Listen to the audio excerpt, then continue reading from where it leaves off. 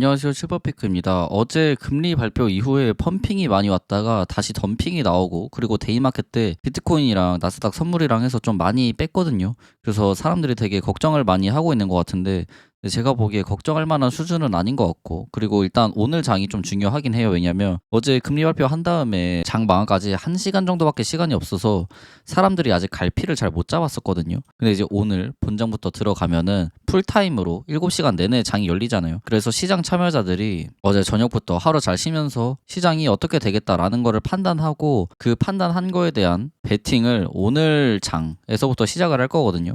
그래서 오늘 장이 좀 중요해 보이고, 오늘 장에서 어떻게 프라이스 액션이 나오느냐에 따라서 더 갈지 덜 갈지가 좀 결정이 될 것 같다라고 생각이 드네요. 그래서 일단 어제 무슨 일이 있었는지 간략하게 말씀을 드리면은, 파월이 앞으로 금리 상승은 고려하고 있지가 않고 금리 상승을 지지하는 연준위원도 아무도 없다라고 언급을 했고, 그리고 고용 냉각이 꽤 빠른 속도로 진행되고 있기 때문에 금리 동결이나 인하, 그리고 더 큰 인하 이렇게만 고려하고 있다라고 하면서 다소 서프라이즈적으로 매파적 발언이 나왔다라고 보거든요. 그래서 이것 때문에 장 중간에 갑자기 이렇게 쏜 적이 있는데, 어제 QQQ 5분봉으로 보면은 이제 그런 말을 하니까 갑자기 여기서 비비다 이렇게 끝까지 빵 쏘고, 그리고 장 막판에 이렇게 슬금슬금 내리다가 비트코인이 내려오면서 장도 같이 이렇게 많이 흔들린 모습이었는데, 근데 어찌됐든 약간은 그래도 좀 원복이 되고 있기는 하거든요. 그래서 말씀을 더 이어서 드려보면은, 인플레이션은 기대보다 0.1%에서 0.2% 정도 다소 적은 수치로만 높은 수준이다라고 파월이 언급을 했고, 관세가 추가적으로 뭔가 더 나오는 게 아니다라고 하면은 내년 1분기가 관세 피크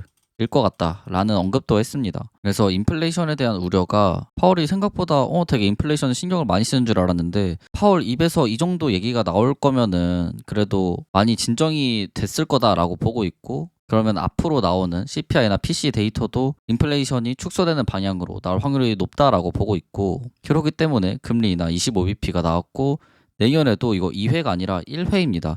최소 1회 정도는 인하를 추가로 한다라고 했습니다. 그리고 여기에 더해서 QE는 아닌데 단기채 매입을 해서 시장의 유동성을 불어 넣어 줄 거다라고도 했는데, 근데 이게 단기채 매입이 뭐 계속 있는 QE가 아니라 그냥 일단은 이 11월 달 한 달 정도만 하고, 그리고 그 뒤에는 상황 봐가면서 하겠다라고는 했습니다. 근데 결국에 유동성을 푸는 거는 푸는 거니까. 그리고 QT 이거는 이제 완벽하게 종료가 된 거죠. 그래서 이제는 QE 사이클로 들어가는 초입이다라고 보고 있고, 그래서 이러한 정보를 바탕으로 채권 시장을 한번 살펴보면은, 미국 30년물 금리 약간 이렇게 빠지고 있는데 방금 장 시작하면서 약간 이렇게 올라간 모습이고, 그리고 10년물 금리 얘도 쭉 빠지다가 지금 살짝 이렇게 올라간 모습이거든요. 근데 일단은 금리 인하를 했다라고 하니까 채권 금리가 잘 빠지고 있는 모습인데, 근데 좀 중요하게 봐야 되는 건 여전히 수준이 높다 이거예요. 왜냐면 지금 기준금리가 4.00에서 3.75로 됐으면은 이거 프리미엄 감안해도 그래도 한 3.8에서 3.9 사이까지는 내려와 줘야 되거든요. 근데 여전히 10년물이랑 30년물 금리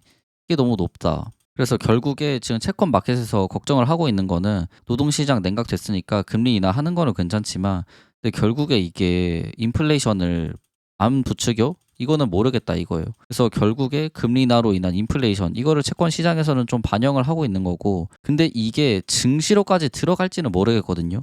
이 물가 상승이 증시에 들어와서 증시에 내년에 있을 뭐 금리 동결이나 금리 인상 이게 있을 거잖아요. 물가가 올라가면은 이것까지 반영을 할지 어떨지는 오늘 장을 봐야 아는 거기 때문에, 이게 오늘부터 폭락이 올 것 같다 뭐 이런 얘기는 오늘 장을 보고 좀 말씀을 드릴 수 있을 것 같은데, 근데 일단은 뭐 QQQ 마감된 거라던가 옵션 들어온 거 보면은 아직까지는 그렇게 걱정할 레벨은 아니다라고 보고 있거든요. 그래서 이것도 좀 말씀을 드리면은, 일단 달러 보시면은 달러가 어제 많이 하락을 한 모습이고, 그래서 얘가 이 상승 추세를 타고 올라가고 있었는데 이 상승 추세를 깨고 내렸고, 그리고 이 지지선도 깨고 내렸거든요. 그래서 추세가 좀 하방으로 돌려진 점, 달러가. 그리고 미국 10년물 금리도 보면은 이 역회된 숄더 이거 여기 위에서 리젝이 됐거든요. 서울 리젝이 되고 하락을 하고 있는 점, 그래도 이것도 그나마 좀 긍정적으로 볼 만한 요인 중에 하나고, 그리고 비트코인을 되게 많이 걱정을 하시는데, 이거 제가 4시간봉 상에서 이평선 모아야 된다, 이 200일선 위에 올라타는 거 보고 사야 된다라고 말씀을 드렸고, 그리고 그 위에 지지로 94.1K까지 짚어드렸거든요. 94.1K에서 계속 리젝이 됐고, 이 200일선도 한 번도 올라탄 적이 없어요. 이게 12월 10일 오전 1시거든요. 12월 10일 오전 1시부터 12월 11일 오전 5시.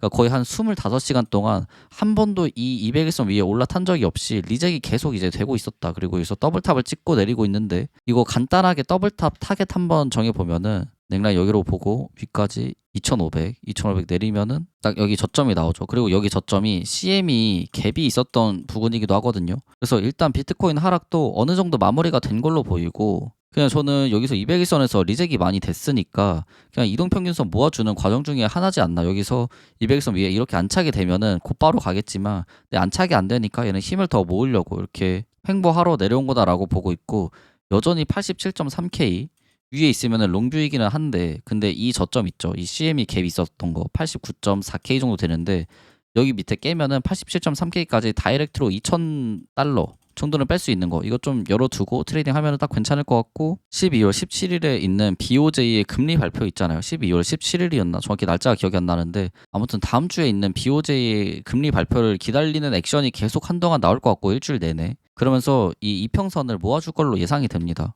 그래서 87.3K를 깨지 않는 선에서 계속 이렇게 횡보하는 게 베스트 시나리오고 그리고 BOJ에 엮여 있는 게 지금 금리 동결 그리고 금리 인상 이렇게 있잖아요. 인하는 물가 때문에 안 할 것 같긴 한데 그래서 이 두 가지 케이스가 기본 케이스인데 근데 금리 인상을 하면은 국채 금리 안정 이게 올 거고 그리고 금리 동결하면은 그래도 나름의 물가 안정 왜냐면 지금 물가 수치가 높았으니까 인상이 조금 더 호재인 것 같은데 근데 금리 동결해도 그렇게 나쁘진 않거든요. 왜냐하면 실업률도 지금 너무 높게 나오고 있고 GDP도 낮기 때문에 금리 동결하는 것도 나쁜 선택지는 아니란 말이에요. 근데 BOJ한테 있는 선택지가 지금 이거 두 개밖에 없어요. 인하를 할 상황은 아닌 걸로 보이거든요. 국채 금리에도 안정화를 못 주고 물가도 잘 못 잡으니까. 그래서 이 베이스 케이스 두 개 중에 하나로 나올 것 같은데 근데 이 두 개 중에 하나로만 나와도 사실 불확실성 해소 이러면서 올릴 건덕지가 다분하거든요. 그래서 비트코인 같은 경우는 이 87.3K 지키면서 4시간봉이 잘 이평선 정렬해주는지 그거 위주로 좀 보면 될 것 같습니다. 결국에 하락을 하다가 올리려면은 이평선 정렬하는 게 좀 중요하거든요. 이때도 보시면은 하락하다가 이평선 정렬이 끝난 다음에 이렇게 올리잖아요. 작게 올릴 때마저도 이렇게 하락한 다음에 이평선을 어느 정도 이렇게 모아준 다음에 이렇게 올리죠. 그래서 이평선 정렬이 4시간봉 상에서 되는 게 중요한데 비트는 그거 지금 만들러 가는 거다. 아마 다음 주 BOJ 금리 발표 전까지는 계속 이러지 않을까 싶고 근데 만약에 87.3K 깨면은 다 도망가야 된다. 이 말씀을 좀 드리고 싶습니다. 이더리움도 말씀을 드리면은 이더리움 3340 여기 안착되는 게 중요하다라는 말씀을 드렸는데 일단 일봉상에서 봤을 때도 두 번 이렇게 리젝이 됐고 그리고 4시간봉으로 보면은 얘는 이평 정렬이 비트보다는 그래도 좀 잘 됐거든요. 그래서 비트보다 더 잘 가고 있는 거기도 하고 근데 얘도 4시간봉 상에서 봤을 때도 이 3440 라인을 12월 10일 오전 1시부터 12월 11일 오전 5시까지 25시간 동안 한 번도 안착이 된 적이 없다 이 위에. 그래서 이것 때문에 이더리움도 좀 강하게 리젝이 나오고 있는 거고 왜냐면 너무 많이 리젝이 됐으니까 그래서 이 친구 같은 경우도 비트코인이랑 마찬가지로 4시간 이평 더 모아줄 걸로 보이는데 얘는 다행인 게 200일선 밑에 이 지지 있잖아요. 여기 라인이 3082거든요. 여기에 좀 중요한 지지가 하나 더 있다는 점. 비트코인은 이 밑에 지지가 뭐 89.4 이런 데 깨면은 87 여기거든요. 근데 여기 깨면은 얘는 답이 없단 말이에요. 비트코인은 다시 이거 70K 가는 무빙인데 뭐 70K, 79K. 근데 이더리움은 그나마 밑에 지지가 많다. 날봉상에서 봤을 때도 지금 이거 이브닝 스타잖아요. 이 새캔들이. 근데 이브닝 스타가 정석대로 뜰 거면은 이거 절반 정도 뜨는 게 딱 좋거든요. 그러니까 이 절반 위에서 마감이 되면은 이브닝 스타가 아닌 걸로 간주할 수가 있는데 그 라인이 3220 정도가 되고 근데 여기서는 잘 반등이 나오고 있다는 점. 그리고 4시간봉 상에서도 기타 지지가 많기 때문에 이더리움이 그래도 비트코인보다는 지금 상황이 좀 괜찮다라고 봅니다. 그래서 이더리움 같은 경우도 최후의 보루선 2930 여기 지키면서 7일 정도 남았는데 이 일주일 정도간 잘 이렇게 이평선 모아주고 이렇게 올리는 걸 기대해 볼 수가 있다. 트리거는 BOJ 금리 발표가 될 가능성이 좀 높다라고 봅니다. 그래서 얘도 일단 지지 라인을 좀 표시를 해둘게요. 3220 그리고 4시간봉 이평 얘들은 좀 단기로 봐야 되는 거니까 노란색으로 표시를 해두도록 하겠습니다. 네, 지금 너무 이게 지지선이 많아서 이게 뭐야 할 수도 있는데 지금 좀 중요한 라인이 많아서 좀 양해 바랍니다. 이게 좀 근데 지저분하긴 하네요. 그 다음에 QQQ 옵션 얘기를 좀 해볼 건데 이번 시간에는 개별주는 테슬라만 좀 보도록 하겠습니다. 그래서 테슬라 보기 전에 옵션 얘기 조금 하면은 오늘 아침에 제가 무슨 말씀을 드렸냐면 오라클의 QQQ를 낚아먹은 것 같다라고 말씀을 드렸는데 이게 무슨 말씀이냐면 오라클 옵션을 보면은 자 얘가 어제 어땠냐면 풋 프리미엄이 지속적으로 증가를 했고 그리고 주가가 이렇게 올랐잖아요. 노란색이 주가거든요. 노란색이 이렇게 올랐는데 근데 콜 프리미엄은 얘 오르는 거에 비해서 얼마 오르지도 않았고 그리고 심지어 장 막판에 이렇게 빠지기까지 했죠. 근데 이제 여기서 냄새를 맡은 거죠. 여기서 QQQ 플레이어들이 냄새를 맡습니다. 야 이거 오라클 실적 발표 안 나올 것 같다라고 냄새를 맡아서 이게 좀 QQQ에 전염이 된 걸로 보이거든요. 그래서 QQQ를 보면은 지수 옵션이 얘가 여기서 막 요동을 이렇게 치거든요. 막 상승을 하기도 했죠. 이런 식으로 주가가 좀 오르기도 했는데 근데 주가가 이런 식으로 요동을 치거나 상승을 하면은 올라줘야 되는데 콜 프리미엄이 근데 오라클에서 낚시가 들어오니까 오라클이 좀 쎄하니까 QQQ 옵션 플레이어들이 야 이거 이따가 실적 발표 안 나와서 망하겠다. 오라클 터지겠다 하고 콜 프리미엄을 그냥 싹 정리를 해버립니다. 주가가 오르는데도. 주가가 여기서 여기까지 되게 많이 올랐는데 푼만 지속적으로 조금씩 들어오고 있고 콜은 결국에 이거 계속 익절 나갔거든요. 그래서 이게 오라클이 QQQ에 사인을 계속 주고 있으니까 QQQ 플레이어들이 야 이거 좀 위험하다라고 해서 콜 익절을 많이 한 것 같고 근데 결국에 개별주 옵션 이걸로 살펴보잖아요. 그러니까 제가 QQQ랑 스파이는 해지의 성향도 강하다라고 말씀을 드리잖아요. 근데 이제 개별주들을 보면은 결국에 이 금리 발표 잘 되고 나서 콜 프리미엄이 많이 올라갔고 물론 풋도 같이 올라가고 있는 점은 막 그렇게 좋지는 않은데 근데 마냥 안 좋게 볼 건 아니다 이거예요 지금.